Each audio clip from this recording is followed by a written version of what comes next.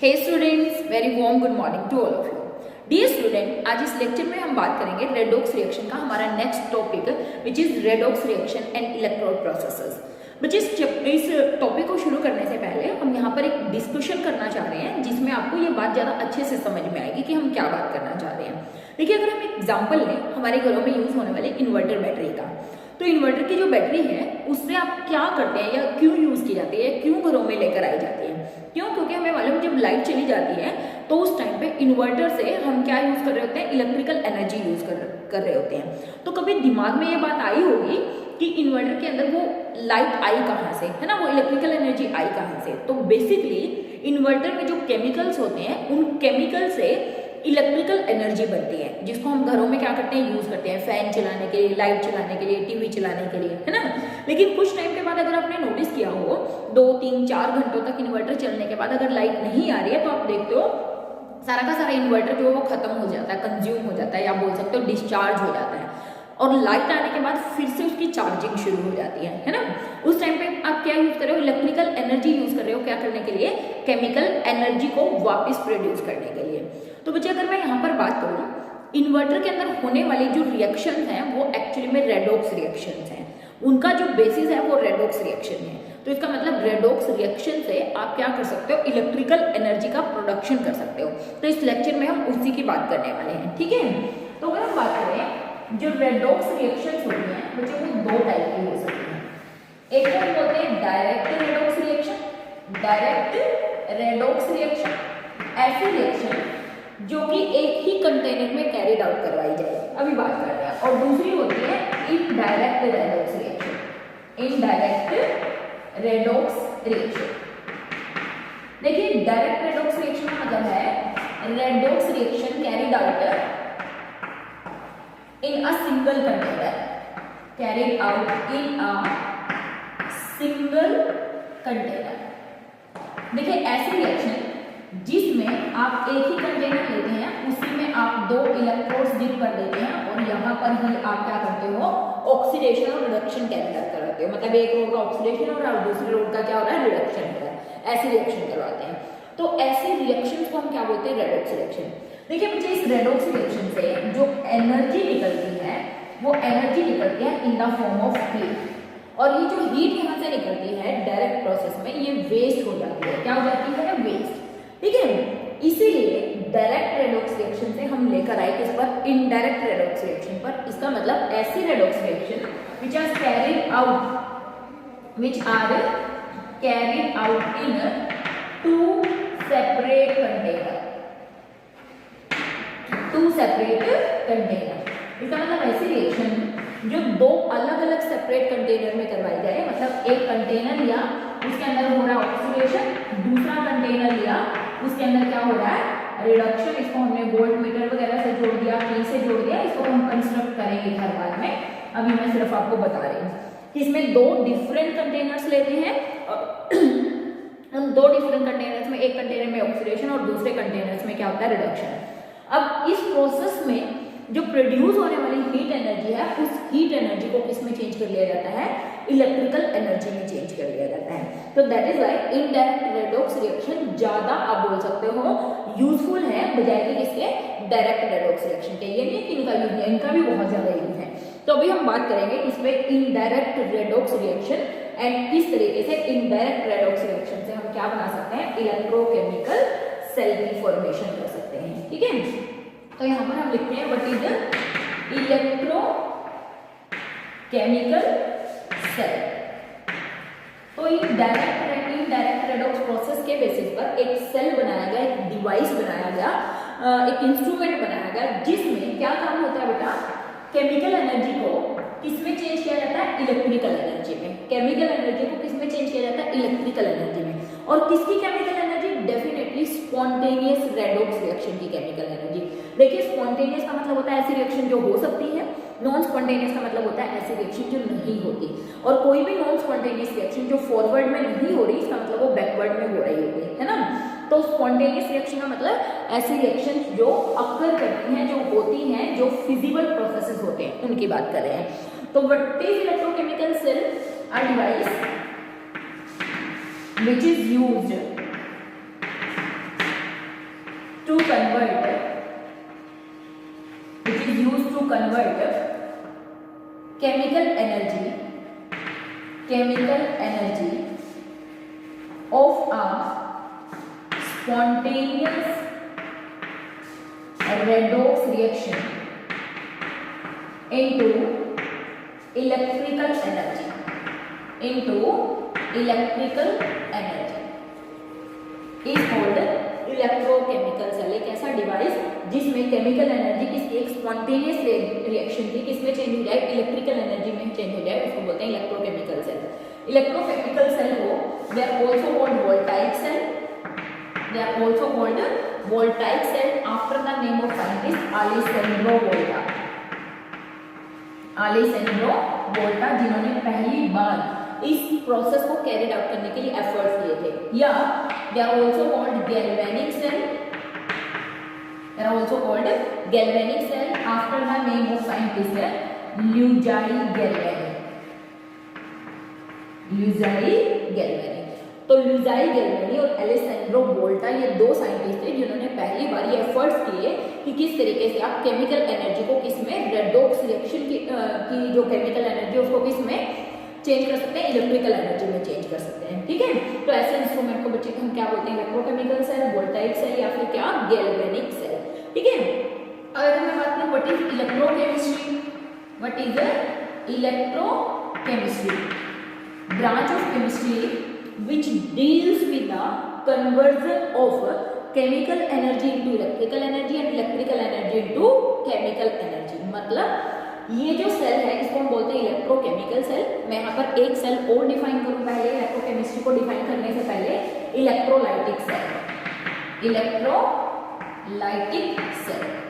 And what is this electrolytic cell? In this electric current या electrical energy is used to carry out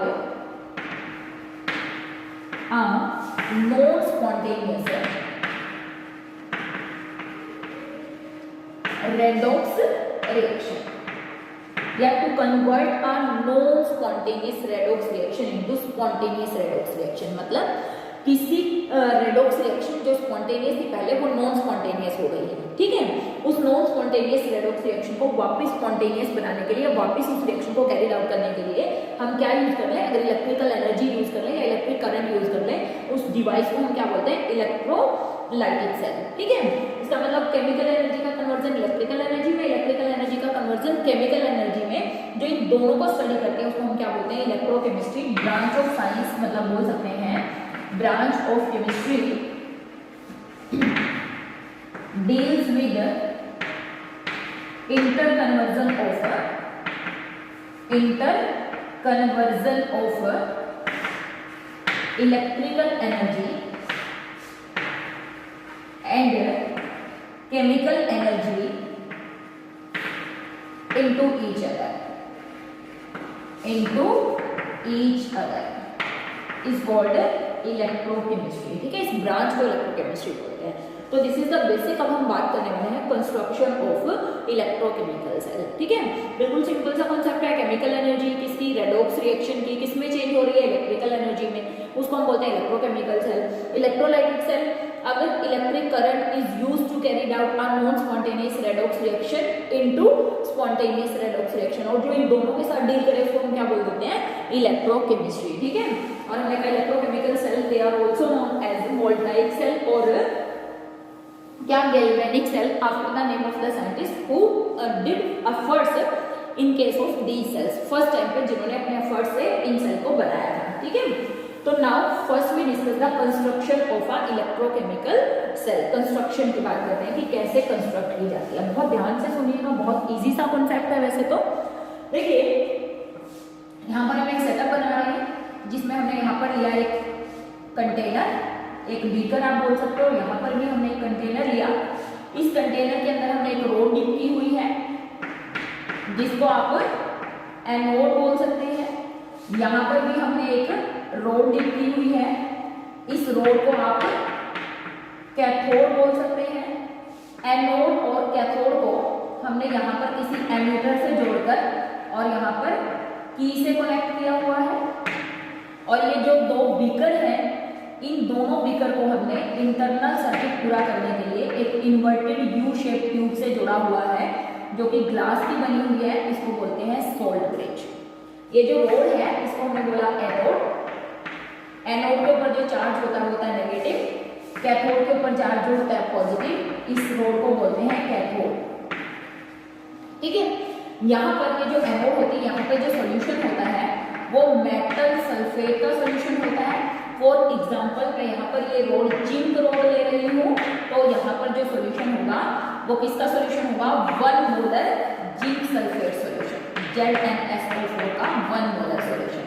ठीक है, यहाँ पर जो मैं रोड ले रही हूँ, यहाँ पर हमने ले लिया कॉपर रोड और हमने कह दिया कि यहाँ पर जो सोल्यूशन है वो 1 मोलर कॉपर सल्फेट सोल्यूशन है, 1 मोलर कॉपर सल्फेट सोल्यूशन।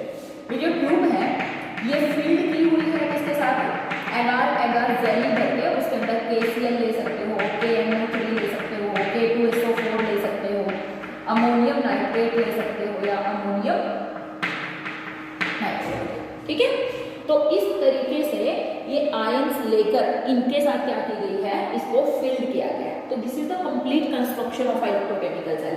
देखो ये जो बीकर होता है इसको हम बोलते हैं salt bridge. This is called salt bridge. इसको हमने बोला left hand side beaker, left hand side beaker.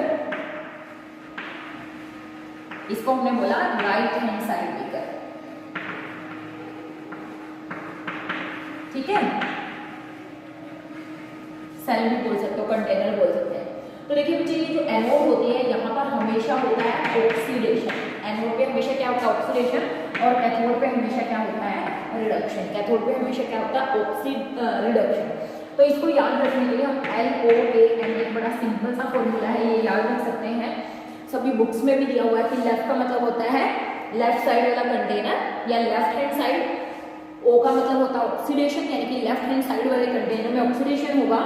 Oxidation जहां होगा वो एनोड होगी, और जो एनोड होगी उस पर क्या चार्ज होगा, नेगेटिव चार्ज होगा। Left oxidation anode negative, left oxidation anode and negative. This is about low. इसका मतलब हो गया राइट कैथोड रिडक्शन, और यहाँ पे क्या होगा, पॉजिटिव चार्ज होने वाला है। तो this is the complete construction of the electrochemical cell. 2 container, 2 electrodes, anode cathode. इसको हमने कनेक्ट किया हुआ आउटर सर्किट से। इनर सर्किट को कंप्लीट करने के लिए क्या लिया हुआ है, साल्ट ब्रिज लिया हुआ है। तो बात करते हैं किस तरीके से यहाँ पर रिएक्शन कैरिड आउट होती है, how the reactions carried out in this container. देखिए बच्चे हम बात करें इन लेफ्ट हैंड साइड, और या फिर हम बात करें एनोड पर क्या होने वाला है, what is going to happen on the anode. जैसे ही हमने इस की को यहाँ से कनेक्ट किया, जैसे ही हमने की को यहाँ से कनेक्ट किया, व्हाट हैपन, रिएक्शन क्या हो जाएगी, स्टार्ट हो जाएगी। अगर रिएक्शन स्टार्ट होगी तो एनोड पर क्या होने वाला बच्चे, ऑक्सीडेशन होने वाला है। एनोड पर क्या होने वाला है, ऑक्सीडेशन। इसका मतलब मैं यहाँ पर बात कर रही हूँ कि Zn इसमें चला जाएगा Zn2 positive by loss of 2 electron. क्यों, क्योंकि जिंक का हो रहा है ऑक्सीडेशन। तो ये जो जिंक है ये धीरे धीरे मेल्ट होकर कहाँ पर जा रहा है, सोल्यूशन के अंदर जा रहा है, क्योंकि Zn2 पॉजिटिव। जैसे ही आपने इलेक्ट्रिक करंट पास किया, ये जो इलेक्ट्रोलाइट हमने, ये जो सोल्यूशन हमने यहाँ पे लिया हुआ 1 मोलर सोल्यूशन, इसको बोलते हैं इलेक्ट्रोलाइट। इलेक्ट्रोलाइट या electrolytic solution. This is 1 mole copper sulfate electrolyte, ये electrolytic solution. This is the metal rod, this is the metal rod, ये एनोड, ये कैथोड। देखिए हमने कहा कि जैसे आप इलेक्ट्रिक करंट पास करेंगे, हमारे पास क्या है, ZnSO4। इलेक्ट्रिक करंट पास करते ही ZnSO4 भी आयनाइज हो जाएगा, इसमें Zn2 positive plus SO4 2 negative में। कॉपर भी आयनाइज हो जाएगा, Cu2 positive plus SO4 2 negative में। ठीक है, एनोड पर हो रहा है ऑक्सीडेशन। जिंक जो है धीरे धीरे मेल्ट करके इसके अंदर मूव कर रहा है, और आप देखेंगे धीरे धीरे ये जो जिंक रोड है इसका वेट रिड्यूस होता चला जाएगा। क्यों, क्योंकि यहाँ पर क्या हो रहा है, ऑक्सीडेशन हो रहा है, और जिंक रोड मेल्ट करके सॉल्यूशन में जाना शुरू कर दिया। ठीक है, यहाँ पर होगा ऑक्सीडेशन एनोड पर, और दूसरा प्रोसेस हमने कहा एनोड पर क्या होने वाला है, weight of zinc road reduce with time. Weight of zinc road reduce with time. ठीक है, अब देखिए क्या होता है, कन्वेंशनल है कि यहाँ से यहाँ electron, this is not conventional, electron क्या करते हैं, एनोड से कैथोड की तरफ मूव करते हैं, और कन्वेंशनल है कि करंट कैथोड से एनोड की तरफ मूव करता है। यहाँ से यहाँ तो क्या आ रहा है, इलेक्ट्रॉन, और यहाँ से यहाँ क्या मूव कर रहा है, करंट मूव कर रहा है। कन्वेंशनल है कि करंट अपोजिट साइड में मूव करता है जिस साइड में इलेक्ट्रॉन्स मूव करते हैं। तो एनोड पे ऑक्सीडेशन हुआ, इलेक्ट्रॉन्स आउटर सर्किट से होते हुए रोड से आते हुए सॉल्यूशन में चले गए। अब हमें बात करिए कि एट कैथोड, कैथोड पे होने वाला है रिडक्शन, कैथोड पे होने वाला है रिडक्शन। अब देखिए रिडक्शन किसका होगा, ये जो Cu2 पॉजिटिव आयन सॉल्यूशन में पड़े हुए हैं यहाँ पर it have lots of Cu2 positive ion, क्योंकि मैंने 1 मोलर लिया है तो यहाँ पर 1 मोलर Cu2 पॉजिटिव होंगे। तो ये Cu2 पॉजिटिव क्या करते हैं, दे एनट्रैप इलेक्ट्रॉन, इलेक्ट्रॉन लेते हैं and get converted into copper, copper में चेंज हो जाते हैं, तभी तो हम कह रहे हैं रिडक्शन हो रहा है। तो ये Cu2 पॉजिटिव कॉपर में चेंज हो रहे हैं, धीरे धीरे यहाँ से सॉल्यूशन इस पे डिपॉजिट होना शुरू हो रहा है। और आप देखेंगे विद टाइम ये जो रोड हमने ली थी इसका वेट इंक्रीज होता जा रहा है, मतलब ये रोड मोटी और ज्यादा मोटी होती चली जा रही है। मतलब copper from solution get deposited on the cathode and zinc from the anode move into the solution in the form of Zn2 positive ion. ठीक है, तो यहाँ पे ये दो रिएक्शन होती है और यहाँ पर हम क्या कह सकते हैं, weight of copper road increases with time. ठीक है, ऑक्सीडेशन और रिडक्शन तो हम कह ही रहे हैं। यहाँ से क्या हो रहा है, loss of electron, loss of electron, यहाँ पर क्या हो रहा है, गेन ऑफ इलेक्ट्रॉन। ठीक है, तीसरी बात यहाँ से नोट करिए हमने, क्या हो रहा है, flow of electron is from anode to cathode, anode to cathode. और तीसरी चौथी इंपॉर्टेंट बात क्या है, flow of current, flow of current is from cathode to anode, cathode to anode। Current का फ्लो हो रहा है कैथोड से एनोड, इलेक्ट्रॉन का फ्लो हो रहा है एनोड टू कैथोड। ठीक है, ये प्रोसेसिंग इसके अंदर चल रही होती है, ऑक्सीडेशन और रिडक्शन कैरिड आउट हो रहा होता है और इससे जो एनर्जी प्रोड्यूस हो रही होती है इस रिएक्शन से, उसका यूज किया जाता है इलेक्ट्रिकल एनर्जी को मतलब इलेक्ट्रिकल एनर्जी को प्रोड्यूस करने के लिए। ठीक है, अब देखिए बच्चे यहाँ पर क्या होगा, इस सोल्ट ब्रिज क्या है, इसके क्या फंक्शन है, तो इतनी बातें दिमाग में रखनी है कि ऑक्सीडेशन कहाँ होगा, रिडक्शन कहाँ होगा, एनोड कौन होगी, कैथोड कौन होगी, पॉजिटिव कौन होगा, नेगेटिव कौन होगा और क्या क्या प्रोसेसेस, क्या क्या चेंजेस यहाँ पर होने वाले हैं। तो आप इसको अच्छे से नोट कर लीजिए कि ये प्रोसेस यहाँ पर हुए हैं। अब मैं यहाँ से ये सब चीजें एक बार रख करके थोड़ा सा और इम्पोर्टेंट चीजें हम यहाँ पर करने वाले हैं कि what is salt bridge. Salt bridge क्या है, what is salt bridge.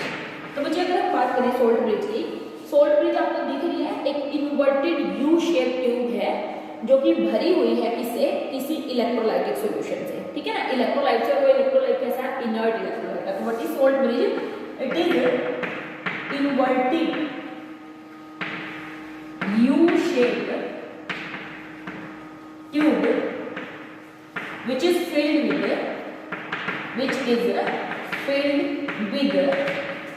inert electrolyte, which is filled with inert electrolyte like यहाँ पे मैंने लिखा हुआ है, you can take NH4Cl, you can take ammonium nitrate, you can take KCl, you can take KNO3, you can take K2SO4 etc.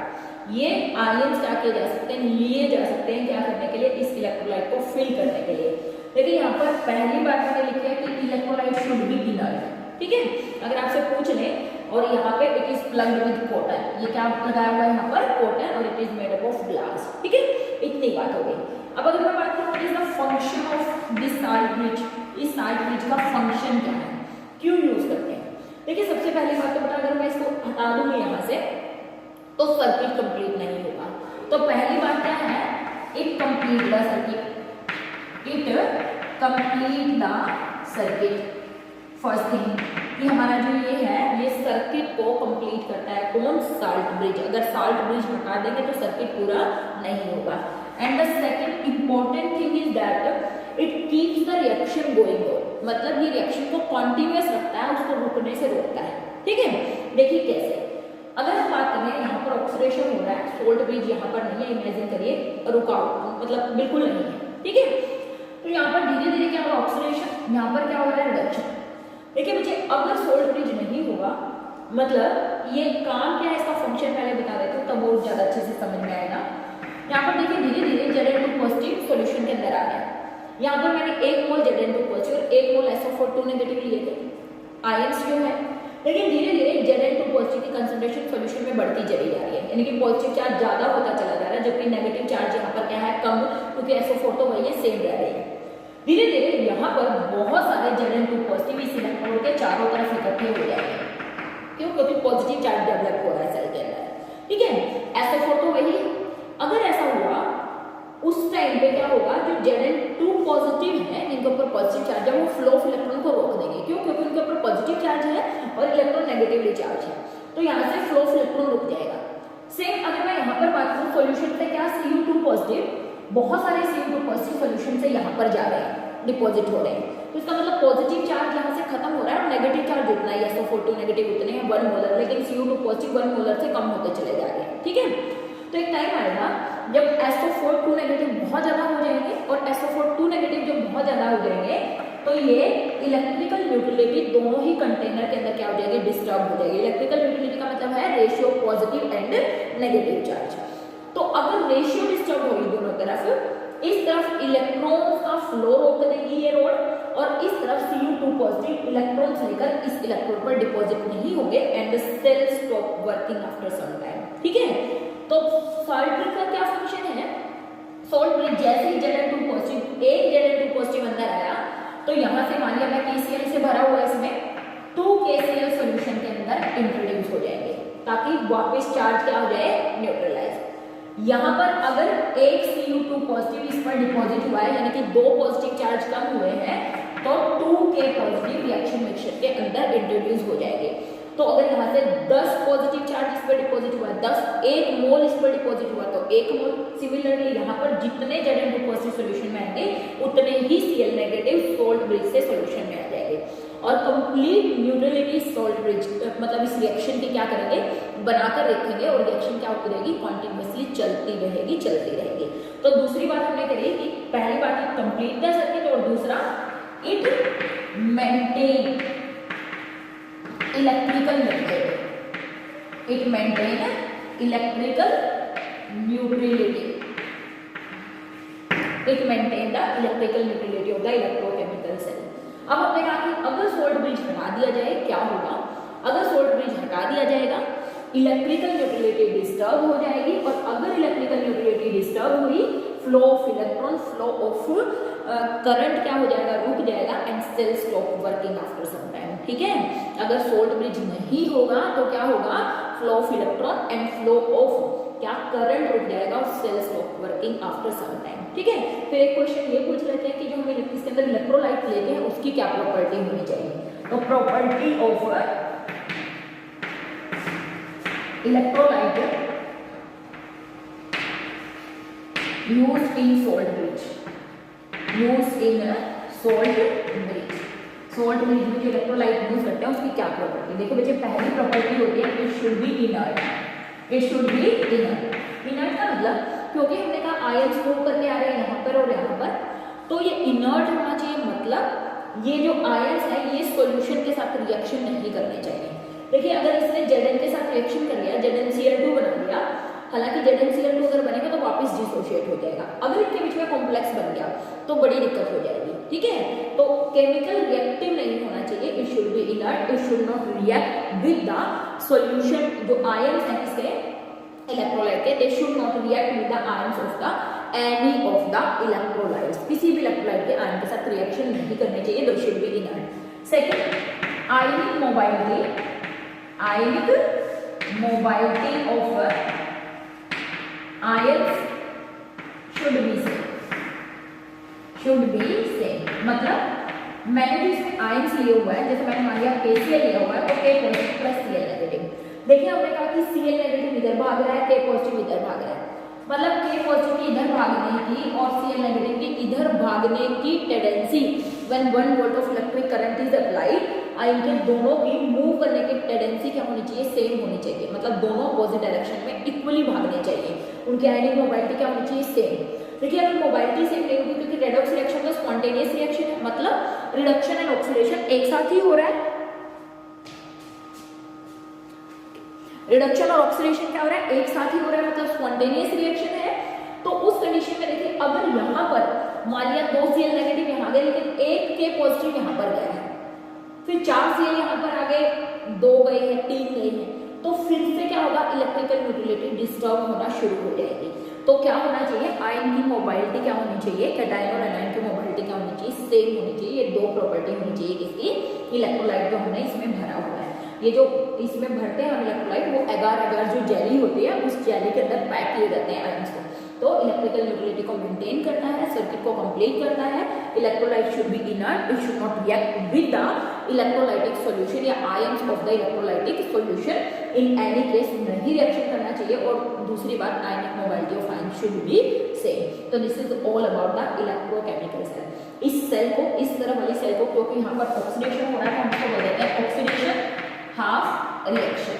यहाँ पर reduction हो रहा है तो इसको हम बोल देते हैं reduction half reaction. And remember this, oxidation half reaction और रिडक्शन हाफ रिएक्शन कभी भी अकेली नहीं हो सकती है। क्या नहीं हो सकती, ऑक्सीडेशन हाफ रिएक्शन और रिडक्शन हाफ रिएक्शन कभी भी separate, oxidation half reaction and reduction half reaction, oxidation और रिडक्शन हाफ रिएक्शन कभी भी इंडिपेंडेंट नहीं हो सकती। ऐसा नहीं है कि मैं इसको हटा दूं ये अकेली होती रहेगी, या मैं इसको हटा दूं ये अकेली होती रहेगी। वो हमेशा एक दूसरे के साथ ही होती है, क्योंकि स्पॉन्टेनियस प्रोसेस है। ठीक है, लास्ट हम बात करते हैं representation of electrochemical cell. Represent कैसे किया जाता है, representation of electrochemical cell. Representation of electrochemical कैसे रिप्रेजेंट करते हैं, देखिए बच्चे, जैसे ही होता है बिल्कुल वैसे ही रिप्रेजेंट किया जाता है। देखिए सबसे पहले ऑक्सीडेशन, किसका ऑक्सीडेशन हो रहा है, मेटल का। तो हमने लिखा मेटल स्लैश मेटल का आयंस, क्योंकि यहाँ से मेटल आयंस में जा रहा है। ठीक है, तो मेटल आयन, और इस मेटल की कितनी कंसंट्रेशन है, 1 मोलर यूजुअली हम लेके चलते हैं। कितनी लेके चलते हैं, 1 मोलर, टेम्परेचर 25 डिग्री सेल्सियस या 298 केल्विन लेकर चलते हैं। लेकिन अगर क्वेश्चन के अंदर बदल गई है तो आप बदली हुई लिख दीजिए। यूजुअली 1 मोलर कंसंट्रेशन होती है। फिर बीच में कौन है, सोल्ट ब्रिज लगा हुआ है, ये रहा। उसके बाद क्या लिखते हैं, रिडक्शन। रिडक्शन में क्या लिखते हैं कि जो मेटल आयंस होते हैं वो इस पर डिपॉजिट हो जाते हैं। तो इसका मतलब मेटल आयंस और मेटल आयंस की कंसंट्रेशन, और फिर वो किस में चले जाते हैं, मेटल में, सॉलिड में। और ये भी क्या था, सॉलिड, ये है एक्वस, ये क्या है, एक्वस सॉल्यूशन। तो इस तरीके से ये रिप्रेजेंटेशन होती है। मेटल टू मेटल आयन, उनकी concentration salt bridge, metal ion, उसकी कंसंट्रेशन टू मेटल। जैसे अगर मुझे इसको रिप्रेजेंट करना होता तो मैं कैसे रिप्रेजेंट करती, Zn solid converted into Zn2 positive aqueous, उसकी कंसंट्रेशन 1 मोलर हमने ली थी। फिर सोल्ट ब्रिज, फिर कॉपर 2 पॉजिटिव, इसकी कंसंट्रेशन भी हमने 1 मोलर ली हुई थी, और ये किसमें चेंज हो गया, कॉपर सॉलिड में चेंज हो गया। तो this is the way to represent, जैसे ही होती एज इट इज रिप्रेजेंट। पहले ऑक्सीडेशन लिखते हैं, बीच में सोल्ट ब्रिज, और फिर इसको लिख देते हैं रिडक्शन। ऑक्सीडेशन, सोल्ट ब्रिज, और फिर इसको लिख देते हैं रिडक्शन। इस तरीके से आप क्या कर सकते हो, रिप्रेजेंट कर सकते हो। ऐसे भी रिप्रेजेंट कर दिया जाता है यूजुअली, ऐसे लिख दिया मेटल आयन, मेथड वही है, concentration, salt bridge, metal ion, और यहाँ पर metal. This is the way to represent the electrochemical cell. Most probably ये यूज किया जाता है। तो student, this is all about the general introduction कि इसका इलेक्ट्रोकेमिकल सेल है क्या, उसका पर्पस क्या है, यूज क्यों की जाती है, सोल्ट ब्रिज के फंक्शन क्या है, वो किस तरीके से रिएक्शन में वर्क करता है, कहाँ से कहाँ इलेक्ट्रॉन और कहाँ से कहाँ करंट फ्लो करता है।